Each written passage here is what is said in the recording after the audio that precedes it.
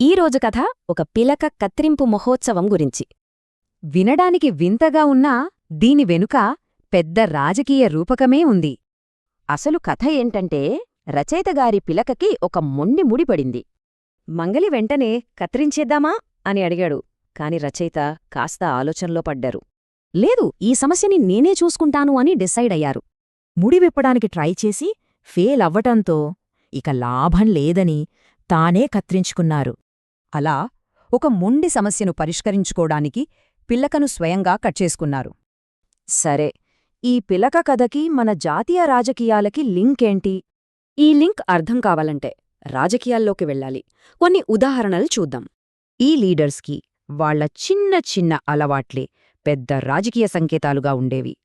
అంటే ఇవి మామూలు అలవాట్లు కాదనమాట, రాబోయే పొలిటికల్ మూవ్స్కి సిగ్నల్స్.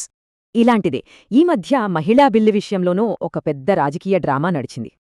ఎందుకంటే పాస్ అవ్వడానికి కావాల్సిన 2/3 మెజారిటీ రాలేదు. కానీ ఇక్కడే అసలు ట్విస్ట్.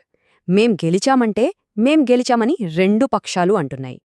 ఇది చూశాక రచయితకి తన పిలక కత్తిరింపు కథ గుర్తొచ్చింది. ఫలితంగా అసలు గెలిచిందెవరు అని పబ్లిక్లో పెద్ద కన్ఫ్యూజన్ మొదలైంది. కొంతమంది మేధావుల ప్రకారం లీడర్లు కొట్టుకున్నా జనాలకి మాత్రం మంచే జరిగింది. ఒక కాంగ్రెస్ నాయకుడైతే ఇది ప్రతిపక్షం సాధించిన ప్రజాస్వామ్య విజయం అన్నారు. దీంతో ప్రజల్లో ఒక కొత్త ప్రశ్న మొదలైంది. ప్రతిపక్షం గెలిస్తేనే డెమోక్రసీ బతికున్నట్టా? అదే సమయంలో మరికొందరు లీడర్లు ఇది మా సంపూర్ణ విజయం అని ప్రకటించి కన్ఫ్యూజన్ ఇంకా పెంచారు. మొత్తానికే పిలక కత్తిరింపులాగే ఇదొక పెద్ద రాజకీయ చిక్కుముడి అయిపోయింది. కానీ సామాన్యుల మాటల్లో దీని వెనుక మరో పెద్ద థియరీ బయటపడింది. ఆ థియరీ ఏంటంటే, ఇది ప్రభుత్వం పన్నిన పక్కా ప్లాన్, ప్రతిపక్షం అందులో ఇరుక్కుంది.